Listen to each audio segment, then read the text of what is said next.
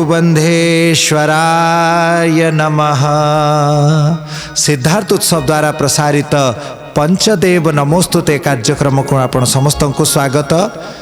उपबर्हण गंधर्व रूप में भगवान नारदंकर अवतार प्रसंग आपण श्रवण करुचंती। आजिर आलोच्य प्रसंग प्राण रूप में परमात्मार अवस्थिति। विगत अध्याय मानकर आपण श्रवण करिसंती केमिति नारद निजर पिता ब्रह्मांक द्वारा अभिशप्त होइचंती। 50टी विवाह करिवार जो अभिशाप देइथिले, गंधर्व रूप में जन्म हबार जो अभिशाप देइथिले, तार फलस्वरूप नारद उपबर्हण नामक गंधर्व रूप में जन्म होइचंती। गंधर्व राजंकर पुत्र परम सुंदर विष्णु भक्त दिनकर कथा सप्तऋषिंकर श्राप फल तांकर मृत्यु होइछि। मालावती जे तांकर 50 पत्नी मानक मध्यरे सबुठु ज्येष्ठ सबुठु श्रेष्ठ परम सती से निजर सतीत्व बलरे समस्त देवतांकु डकई आनी पारिचंती। परम सती मालावती निजर स्वामी निकटरे बसिचंती। समस्त देवता तार सतीत्व बलरे आकृष्ट ही आसिचंती, तार श्रापर भୟରେ आसिचंती। देवता मानंकु से गोटिए स्पष्ट कथा कहि सारिचंती, जदि मो स्वामी न बंचिबे ताहेले मु कौनसी देवतांकु छाड़िबी नाही, समस्त देवतांकु श्राप देवी, जा फलरे से माने मनुष्य जन्म पाइबे अथवा निज स्थान च्युत हो जिवे। सतीत्वर एमिति शक्ति रही, तपस्वीर एमिति शक्ति रही, जोगीर एमिति शक्ति रही थाए। जदि से निष्ठापर भाव रे निजर जोग निजर साधन निजर सतीत्व को रखि थिबे, जदि तांकर हृदय रे सेमिति समर्पण सेमिति भाव सेमिति प्रेम थिबो सेमिति जोग थिबो, ताहेले से देवतांकु मध्य आयत्त करि पारंती। देवाधीनं जगत् सर्वं मंत्राधीनश्च देवता, तन्मंत्रम ब्राह्मणाधीनम ब्राह्मणो परमं गुरु। जो कथा कुआ जाइछि जे समस्त जगत देवतांक अधीन, पुणी देवता मंत्रर अधीन, पुणी मंत्र को अधीन करी रखिचंती ब्राह्मण संत तपस्वी जोगी मुनि। तेणु समस्त देवता माने निजे मंत्रर अधीन स्वरूप रे ब्राह्मणर अधीनतारे रही थांती। ब्राह्मण चाहिए देवता को मध्य निजर इच्छा पूर्ति रे नियोग करि पारिबो। तपस्वी माने कौन करिचंती, तपस्या करिकी जो मंत्र को जपिचंती से मंत्रर देवता आसिकी तांको सम्मुख रे उपस्थित हुअंती। यांकर जहा इच्छा थाए ताहा वरदान रूप रे प्राप्त करंती। हिरण्यकश्यपु, हिरण्याक्ष, रावण, कुंभकर्ण एमाने एमिति एमिति दुर्जय तपस्या करिचंती, एमिति कठोर तपस्या कले जा फल रे ब्रह्मा को तांकु एमिति बड़ बड़ वरदान देबाकू पड़िला, जा फल रे देवतांकु से माने जीति गले। सारा जगत रे एक छत्र शासन कले। भगवान को अवतार नहीं कि तांकु संयम करने को पड़िला, तांकु दंड देवाकू पड़िला। तेणु मालावतीर सतीत्व रे से बल थिला। ब्रह्मा, शिव, इंद्र, वरुण, कुबेर, जम आदि समस्त देवता आसिचंती। से माने भगवान को स्मरण कले। प्रभु नारायण ही गोटे बालक रूप में मालावती सम्मुख में आसिचंती। विगत अध्याय गुड़िक मालावती एवं ब्राह्मण बालकर संवाद रूप में आपण आयुर्वेदर कथा शुणिचंती, ज्योतिष शास्त्रर कथा शुणिचंती, आचरणर कथा शुणिचंती, विभिन्न नर्क मानकर गतिर कथा शुणिचंती, स्वर्गर स्थिति शुणिचंती, मृत्यु काहींकी हुए ये सबु प्रसंग आपण पूर्व संवाद रे शुणिचंती। एबे शेषरे से ब्राह्मण बालक को मालावती प्रणाम करिचंती। ब्राह्मण बालक तांकर आखिरु अगोचर हो गले, अंतर्धान हो गले। मालावती समस्त देवता मानू को कहिले, मो स्वामी को एबे जीवन दान दियंतु। भगवानंकर इंगित रे समस्त देवता माने निज निजर शक्ति संयोग करिचंती। सर्वप्रथम से ही शव उपरे ब्रह्माजी निजर कमंडलु जल काढ़ी सिंचन कले, किंतु से शव स्पंदित हैला नहीं, उठिला नहीं। तापरे ज्ञान आनंद स्वरूप भगवान शिव ताकू दिव्य ज्ञान प्रदान करिचंती, किंतु तार प्राण आसी नहीं। ता भितरे अवचेतन मनर अवस्थिति हैला, किंतु चैतन्य दशा तार आसी नहीं। यहाँ परे धर्म स्वयं से ब्राह्मण भितरे जीव तत्व को न्यास करिसंती किंतु ता भितरे प्राणर संचार हो पारि नाही। अग्नि देवता निजर दृष्टिक्षेप द्वारा सही सबरे जठरा नल को प्रदीप्त करिदेले। जठराग्नि प्रदीप्त हैला किंतु से एबे भी उठी नाही। कामदेवंकर दृष्टि पड़िबा द्वारा सही उपबर्हण गंधर्व हृदय रे कामनार जागृति हेछि किंतु तथापि ता हृदय रे संपूर्ण चैतन्य तार शरीर रे आसी नाही। एहा परे जगतर प्राण स्वरूप वायुदेव ता भितरे निश्वास प्रश्वास को संचार करिसंती। गंधर्व माने तार शरीर रे लावण्यर संचार करिसंती। सूर्य तार नेत्र रे दृष्टिर संचार करिसंती। चंद्रमा तार मनरे मानस भावर संचार करिसंती। भगवती वाणी सरस्वती तार जिह्वारे बाक शक्तिर संचार करिले। भगवती श्री का द्वारा तार शरीर रे कांतिर संचार हैला। समस्त देवता माने निज निजर शक्ति संजोग करिदेले तथापि उपबर्हण जीवित हेले नाही। तांकर शरीर रे सबु क्रिया आरंभ हो गला किंतु प्राण स्वरूप भगवान आसी नाहंती। मालावती देखिले समस्त देवता निजर कार्य करि सारिले तथापि मो स्वामी काहे कि उठु नाहंती, कौन पाई से नेत्र खोलु नाहंती, कौन अड़ुआ रहिला। मालावती बुझी गले ये जगतरे आम समस्तंकर शरीर रे सबु देवता अछंती। यद पिंडे तत् ब्रह्मांडे यद ब्रह्मांडे तत् पिंडे।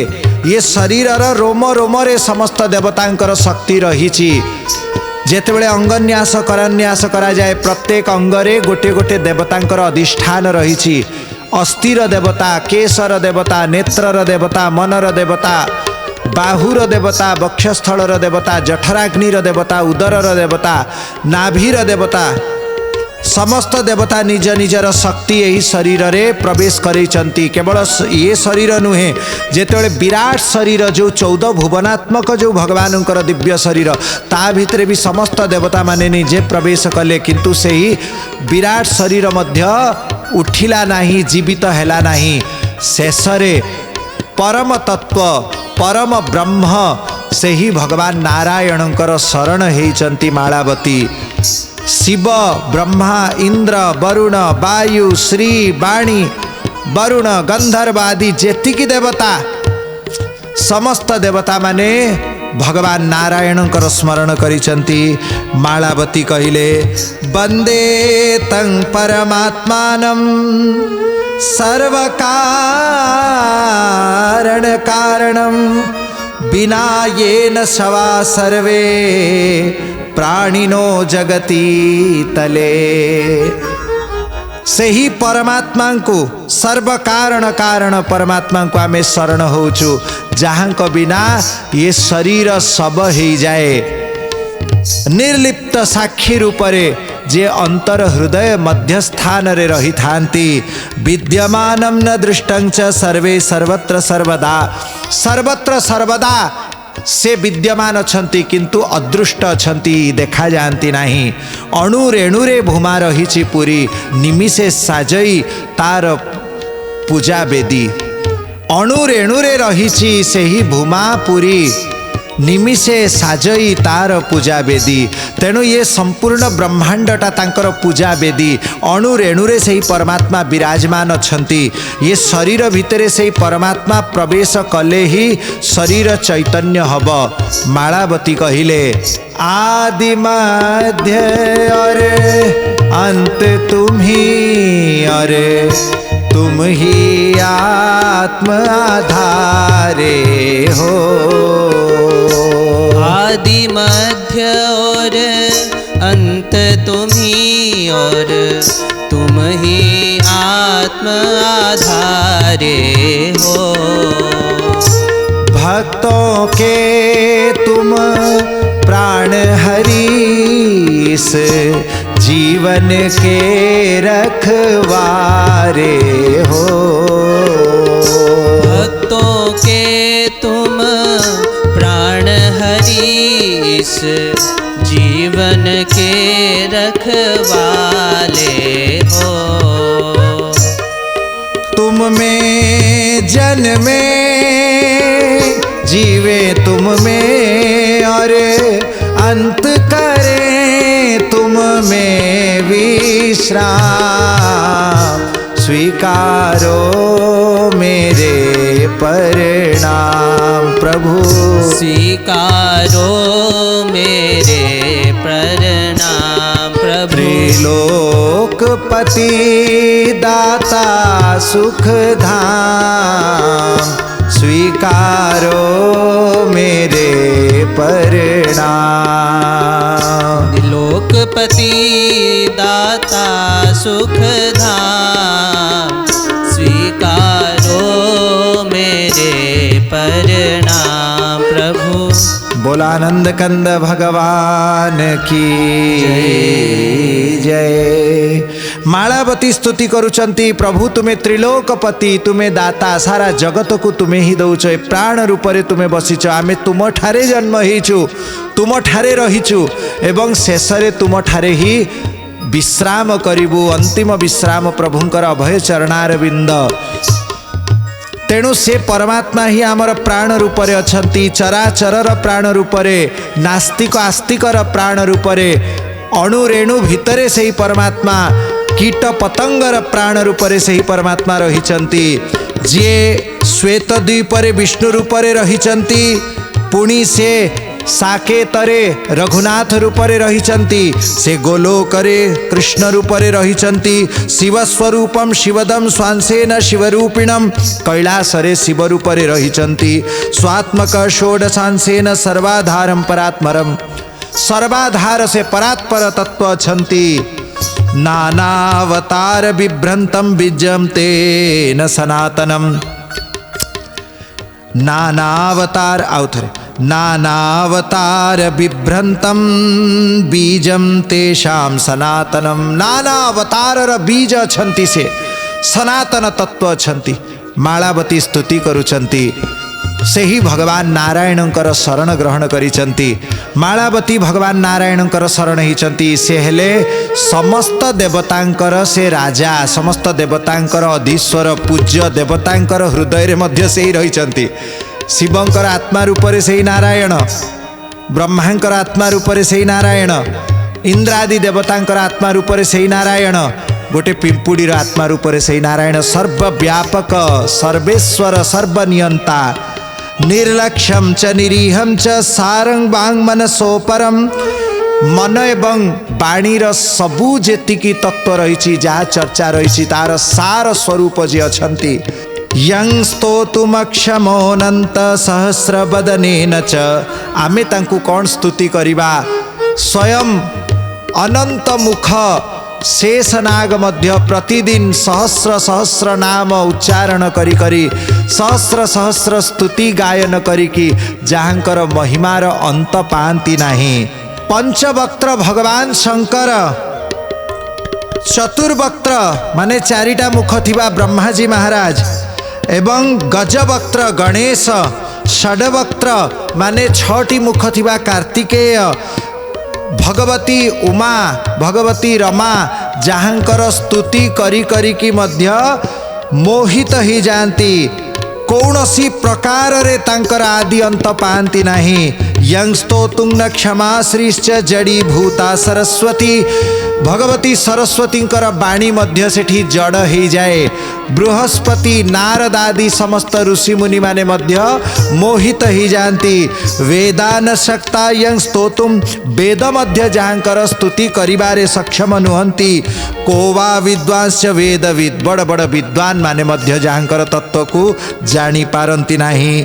किं स्तौमी तमनीहम च शोकार्ता स्त्री परात् परम, सेई परम पुरुष को गोटे विधवा निज स्वामी विहीना शोकातुरा से नारी केमिति स्तुति करि पारिबो। जड़े विरह विधुरा तुमर गतिर केमिति पार पाइब। प्रभु तुम्हें निजर कृपारे निजर करुणारे आमको दया कर।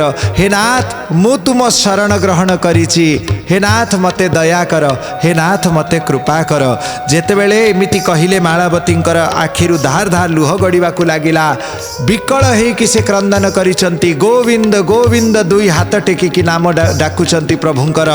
भगवान से समय रे आकाश मंडल रे दिव्य स्वरूप रे प्रकट हेले देवतांकर अलक्ष्य मालावतींकर अलक्ष्य ज्योति स्वरूप रे भगवान तांकर प्रिय भक्त उपबरहणंकर हृदय रे प्रवेश करिगले जेतेबेले भगवान जीव रूप रे चैतन्य रूप रे उपबरहणंकर हृदय रे प्रवेश कले उपबरहणंकर नेत्र फिटिगला से उठिकी बसी पड़िचंती निज सम्मुख रे ब्रह्मा जी शंकर भगवान को देखिले इंद्रादि देवता को देखिले पुणी मालावती को देखिले किछि बुझी पारिले नाही कौन घटना घटीची जेमिति निदरू उठिथिबा लोक जानी पारे नाही निद अवस्था रे कौन कौन घटीची बाहरे ठीक सेमिति से उठिले मालावती को पचारिले माने काहींके आसीचंती आज आमे कौन व्रत कौन पूजा कौन दान करिचु की तप करिचु जे साक्षात शिवं को ब्रह्मा को आमे देखि पारुचु मालावती सबु घटना संक्षेप रे बतैचंती उपबरहण उठिचंती आनंद रे भगवानंकर नाम कीर्तन करी करी की नृत्य करिबा को लागिले प्रभुंकर वैभव को से बुझी पारिचंती इंद्रादि देवता को प्रणाम करिचंती एहा परे इंद्रादि समस्त देवता ब्रह्मा एवं शिव निज निज लोक को फेरी गले मालावती घर को फेरी आसीचंती निज स्वामीर नवजीवन प्राप्त करिवार खुशी रे ब्राह्मण मानन को धन देइचंती निज स्वामीर सेवा करिबा पई निजे नाना श्रृंगार धारण करिचंती सेवा शुश्रूषा एवं समयोचित पूजा उत्तम उत्तम व्रत एवं भगवानंकर मंत्र जप भगवानंकर पूजन आदि बहुत प्रकार धर्माचार रे ता जीवन बीतिबा को लागिला दुई जन स्वामी स्त्री एबे भोग विलास रे समय खर्च न करी अधिक रु अधिक समय भगवानंकर भक्ति रे साधु संतंकर सेवा रे अतिवाहित करंती निजर गुरु रूप रे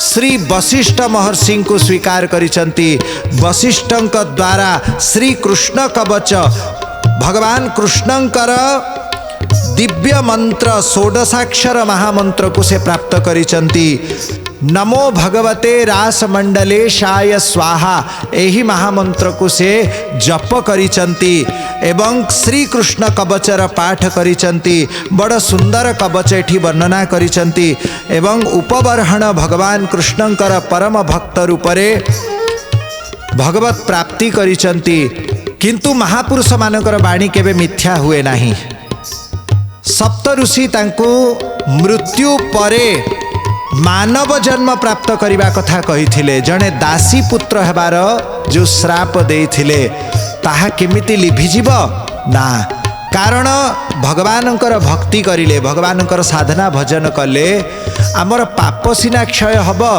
किंतु अपराध सहजे क्षय हुए नाही साधु संतंकर अवमानना करिबाटा गोटे बड़ अपराध आउ साधु संतंकर बाणी केबे मिथ्या हुए नहीं स्वयं भगवान गोटे पट थिबे एवं अन्य पटे जदि साधु संत थिबे भगवान साधु संतंकर बाणी को सत्य करंती आपण मने पकांतु महाभारतर उपाख्यान महाभारत युद्ध रे भगवान श्री कृष्णचंद्र शपथ करिथिले मु शस्त्र उठेइबि नाही एपटे दिने भीष्म पितामह शपथ करि नेइचंती जे आसंता काली सूर्यास्त पूर्वरु मु अर्जुन को समाप्त करिदेवी भगवान चिंतारे पड़गले श्री कृष्णचंद्र मने मने विचार करुचंती एबे कौन करिबी भीष्म पितामहंकर सत्य प्रतिज्ञा को केमिति भांगिबी जदि भीष्म पितामहर सत्य प्रतिज्ञा रहिबो ताने मोर प्रिय भक्त अर्जुनर प्राणनाश सुनिश्चित एपटे जदि अर्जुनर रक्षा करने को जीवी भीष्म पितामहंकर कथाटा असत्य ही जीव एपटे ब्रह्महत्या सेपटे गोहत्या दुई पटे महान भक्त अर्जुन एवं भीष्म उभय हेले 12 महाभागवत मानक मध्यरे अन्यतम जो मुख्य 12टी भगवानंकर प्रधान भक्त अछंती तांको भितरे अर्जुन गोटे आउ भीष्म मध्य अन्य अर्जुन गोटे पट रहिचंती भीष्म रहिचंती भगवान कहार पक्ष नेबे भीष्म पितामह निजर प्रबल शौर्य वीर्यर प्रदर्शन करिचंती महाभारतर युद्ध रे आजी अर्जुन को निजर धनुष मध्य धरिबा को देले नाही बाण परे बाण मारी चालुचंती अर्जुन का हाथरू गांडीव धनुष पड़ीगला तुणीर खसीगला कांधरू छत्र भांगीगला अर्जुन निस्तेज हो पड़िछंती किंतु भगवान श्री कृष्ण चंद्र यह सही पारिले नाही। भीष्म पितामह पूर्व रातिरु संकल्प करि सारिछंती कौन आज अर्जुनर मृत्यु हब नचेत श्रीकृष्णंकर सत्य प्रतिज्ञा भंग हब। देवतांक मनरे मध्य संदेह कौन हब। भीष्म पितामह जानिचंती भगवान श्रीकृष्णंक थाउ थाउ तांक प्रिय भक्त अर्जुनर मृत्यु संभव नुहे किंतु श्रीकृष्ण चंद्र निजर भक्त को रक्षा करने को जाई निजर सत्यव्रतम सत्य परम त्रिसत्यम सत्य से योनिम निहितम च सत्ये एमिति जो सत्य स्वरूप रे किछि दाग लगई देबे कि कारण भगवान हेले सत्यवादी सत्य स्वरूप सत्य संकल्प से पुणी जेतेबेले प्रतिज्ञा करिसंती मु शस्त्र उठेबी नाही। भीष्म पितामह भगवानंकर भक्त वात्सल्य को आज परीक्षा करुचंती। भीष्म पितामह कहिसंती जदि मु श्रीकृष्णंक हाथ रे शस्त्र न धारण करेली मु गंगा पुत्र नुहे ताहेले गंगांकर पुत्र मोर जो नाम रही मोर जो सत्य प्रतिज्ञा दृढ़ व्रत रही आज कलंकित हो जदि श्रीकृष्ण शस्त्र न उठेबे। देखिबा भगवान जीतिबे भगवानंकर सत्य पणिया जीतिब ना भक्त रक्षण बाना जीतिब भगवानंकर सत्यवादिता जीतिब ना भक्त वात्सल्य जीतिब। बाण परे बाण छाड़ुचंती शेषरे अर्जुन जेतेबेले निस्तेज हेकि रथ उपरु डेई पड़िचंती पलायन करने को विचार करि सारिचंती सेही समय रे भगवान श्री कृष्ण चंद्र रथ उपरु डेई पड़िले भीष्म भीष्म मु तते छाड़िबी नाही एमिति भगवान उग्र रूप धारण करिचंती दौड़ी आसिले हाथ रे किछि नथिला कौन शस्त्र अस्त्र तो धरिबे नाही किंतु रथर चक धरि नेइचंती एवं भीष्म को मारी देवा पाई भगवान गुड़ेइचंती। भीष्म पितामह प्रभुंकर एही रूप को देखिकी आनंद रे गदगद हो गले आखिर धार धार लुह गड़ी गला। हे नाथ धन्य धन्य तुमर भक्त वात्सल्य जीतीगला तुमर सत्य संकल्प आज हारीगला तुम्हें सत्य स्वरूप अच्छ किंतु निजर भक्तर रक्षा करने को जाई तुम्हें निजर सत्य संकल्प को भी आज छाड़ीदेल भक्त वात्सल्य ही जीतिला। भीष्म पितामह दुई हाथ टेकी दे भगवानंकर शरण रे आंठेई पड़िचंती आसंतु प्रभु आज आपणक हाथ रे मृत्यु हब ताठू आउ बड़ कौन सौभाग्य ताठू बड़ आउ कौन मोर अहोभाग्य। भीष्म पितामह का आखिरु लुह गड़ुची भगवान जेमिति संपूर्ण क्रोधर मूर्ति हो जाइचंती धूली धूसरित तांकर केश भगवानंकर मुखरे धूली लागिची ये धूली कौन ये धूली अच्छी से ही अर्जुनंकर रथर घोड़ार धूली घोड़ार पादर खुरर धूली ताकू भगवान निजर मस्तक निज केशरे आज शोभा बढ़ी देइछि काहीकि निजर भक्तर चरण धूली भी भगवान निज श्री अंगरे धारण करिसंती। भीष्म पितामह एमिति अभिभूत हो जाइचंती अर्जुन आसिले प्रभुंकर पाद धरिदेले प्रभु ये कौन प्रभु रही जातु आपण पूरा प्रतिज्ञा करथिले आपण शस्त्र धारण करिवे नाही आज रथर चक कौन गोटे शस्त्र नुहे एटा कौन गोटे अस्त्र नुहे प्रभु भगवानंकर क्रोध शांत हैला तेणु भगवान निजर भक्तर बाणी को सत्य करती सप्त ऋषिंकर बाणी मध्य सत्य हब निज बाणी को भगवान भूली जाती निज भक्तंकर बाणी को चरितार्थ करती। नानक दास मुख से जो बोले यहाँ वहाँ सच होवे ताहा ही सत्य हैला। सप्त ऋषि कही तुमर मृत्यु हब तुम्हें दासी पुत्र रूप रे जन्म हब तेणु उपबर्हणंकर मृत्यु हैला।